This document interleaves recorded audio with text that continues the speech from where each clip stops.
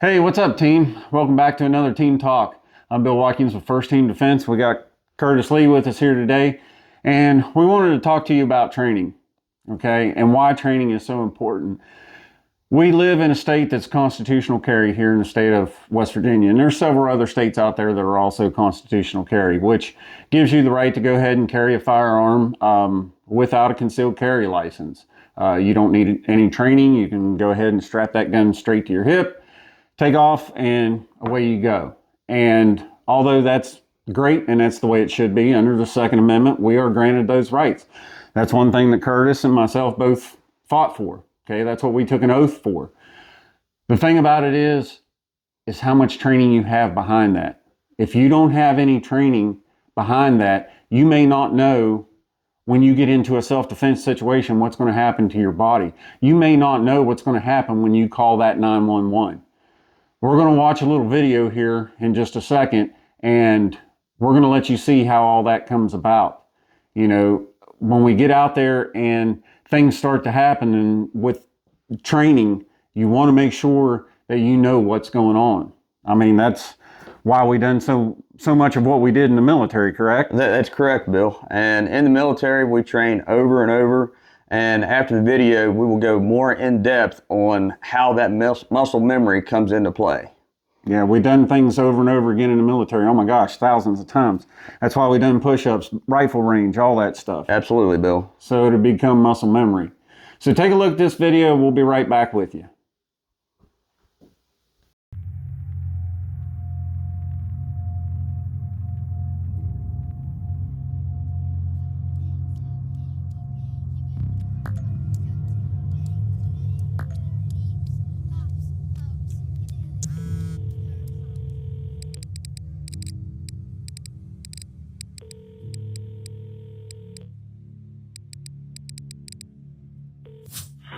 Emergency. My ex-boyfriend is trying to break into my house. I'm not letting him in, but he's tried to break down the door and he's trying to break into one of the windows. A violent crime occurs every 24 seconds in America, and when seconds count, you are your family's first line of defense. He hurt me in the hospital a few weeks ago, and I've been trying to keep him away. He's now trying to break in through the window. He's trying to jimmy it open. Okay, do you have anybody else in the house with you?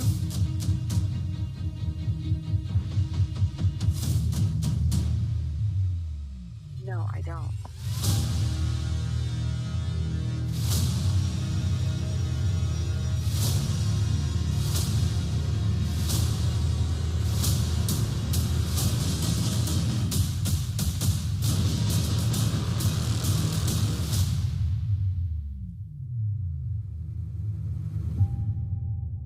Are you still there?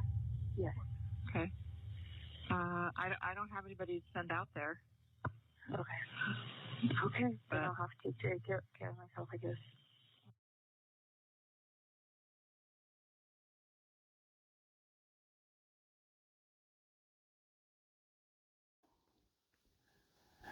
So with that said,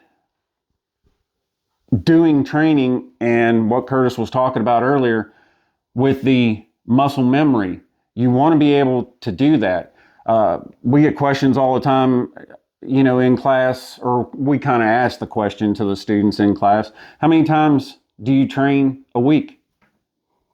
And a lot of times, it's building that foundation. And you can train at home without any rounds at all. Yeah, absolutely, dry fire. And it's not just the physical aspect either. Get the knowledge in there too. That takes training too, to know where to look and what you're looking for, because laws are always out there changing. Absolutely. That's the thing about it. And, you know, we, as far as our students go and stuff, asking them how often they do train, we've went clear from 1 week up to 1 year. And sometimes we get students in, they've never even fired a round before. Absolutely. They come in with the gun in the box and say, oh, well, I've never even shot this gun yet. So, I mean, it's, you need to have that training. You need to get out there and you need to do it, because you don't want to run into a situation to where the first time that you have to use that gun is when you're being attacked, right? Absolutely, Bill. And I mean, don't be intimidated if you're a new to the firearm community, Right. and you have other shooters that you're on a range with. They're going through it nice and quickly. Slow is smooth, smooth is fast. Absolutely. Take your time, build your foundation. You can build the house after that. Absolutely. You're right. I build the foundation, put the walls up after that. You're absolutely right. And even if, you don't want to get your concealed carry license or do anything like that, that's fine. You don't have to do that. A lot of people sit there and say, oh, well, the Second Amendment gives me my right to carry my firearm. Well, that in the constitutional carry, you're absolutely right. It does give you that right. And that's not a problem. But the training that needs to be behind there so that you don't get yourself into trouble. How many times have we trained, fighting an opposing force and trying to keep your weapon from being taken from another person? That's the other thing about it. Absolutely. And I mean, once you get into that training, you can advance at your own pace. Yep. And once you start advancing, don't be afraid to go back to the basics. There's always brilliance in the basics whenever it comes to training. Absolutely. I mean, we go over that all the time. We do that time and time again, even as instructors. We'll go back, just like we did a couple weeks ago. We went out and had a fun shoot, and we went back to the basics. Started everything with our tap, rack, and roll. Started with a few rounds. You're absolutely correct on that. The other thing with training too is, as you were talking about, you can start off with the basics, and then if it takes you 6 months to get that down, and then you want to go to a more advanced class, take that time to do that. That's the thing about here with First Team Defense. If you do come and you take a class or you take any training with us, any class that you take and complete, you get to come back and you get to take it for free. We're not going to charge you again. Because we want you to come back. We want you to train, and we want you to be ready in the event that something happens. I want to touch on one thing, and not to get, morbid or into anything, but with Curtis and I both being combat veterans, being in the situations we've been in, we've seen the bad side of things when they go wrong. We absolutely have. It's something that you have to live with, and you need the knowledge to know what to expect if that situation happens. And it's going to affect everybody differently. Sure, absolutely. But at least you have an idea of what's to come in that situation by taking classes, and getting that knowledge. Yeah, absolutely. Because that's just like you were saying, your body is going to go through so many changes, so many emotions. Just even the fact of when you get in that self-defense situation itself. A lot of people don't think about it. They just think, okay, well, I'm going to go out here, I'm going to strap my gun to my hip, and I'm going to go and start carrying.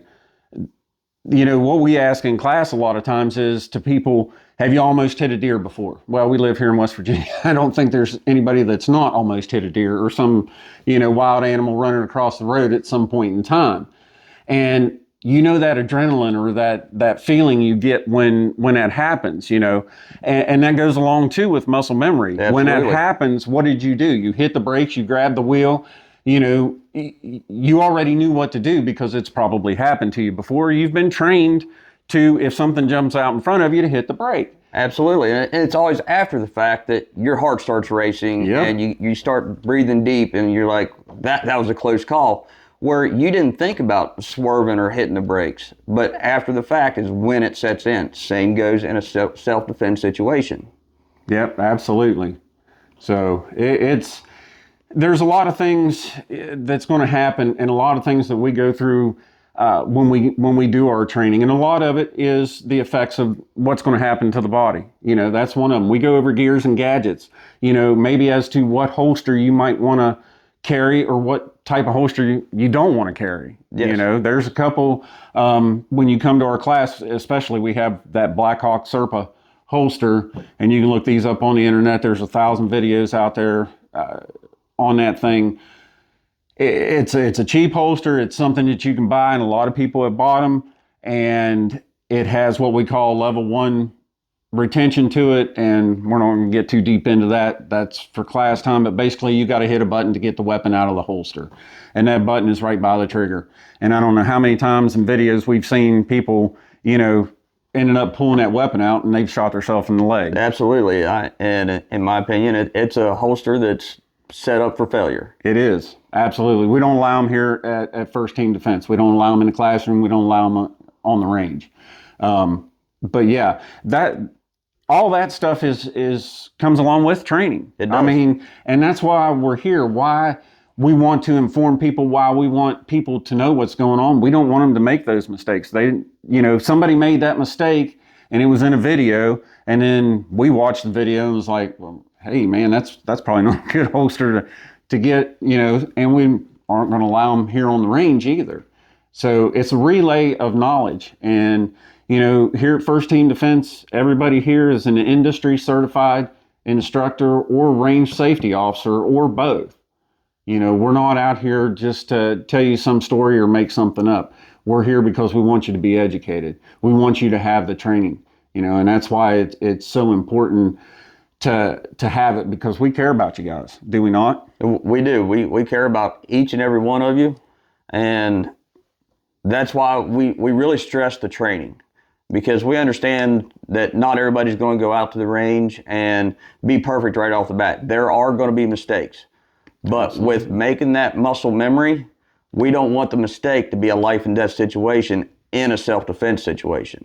Absolutely. Make the mistakes here on the range. Let us see what's going on. And we're not infallible either, are we not? I mean, we're sitting there doing our training and going over stuff all the time. We don't, there's sometimes maybe we don't get to shoot as often as we'd like to. Absolutely. Life gets in the way, jobs and everything else. And there's the misconception of I can't train without ammo. That's completely false. Right. You can always train. Yep. Doing just magazine changes, make sure you don't have any ammo in the weapon. Make sure it's perfectly cleared. And we've got videos on how to do that on our Tuesday tips and everything also. But make sure it's all cleared. You can do magazine changes, dry fire, just sitting there aiming the weapon. So yeah, there's a lot of it that you can do without the ammo. It's not that expensive. And those are all reps drawn from the holster. How many people do we see that come out here, especially like when we got into defensive rifle too and stuff, yes, or even defensive pistol, and we're going to sit there and talk about drawing from a holster, and when people have pulled out of the holster, they left the safety on. Standing there trying to squeeze the trigger and nothing's happening because they forgot to take the safety on. The muscle memory just wasn't there yet. Or they completely forget to load a round into that chamber. Yeah, we've seen that a couple of times too. So, all right, guys, we're going to go ahead and we're going to wrap this up. Don't want to take up too much of your time. But what we're trying to emphasize is, get the training, regardless whether you want to have it for self-defense or maybe you don't even want to carry it. Maybe you just want it at home, okay? Get the training. Don't make the mistakes that other people have. Make sure that you're an asset to the friends around you. Be that protector, be that warrior. Okay, so if you got anything out of this, go down below, share it, like, subscribe to the channel, get it out there, because we are all about training, education, and we want to get that stuff out to everybody the best that we can. And this is one way of doing it. Everybody knows that out here on the platforms and stuff like that, as far as YouTube, Rumble, Facebook, we try to get everything out that way. So, and make sure, you get out there, you like it, share it, and until next time, be safe, be vigilant, and always watch your six.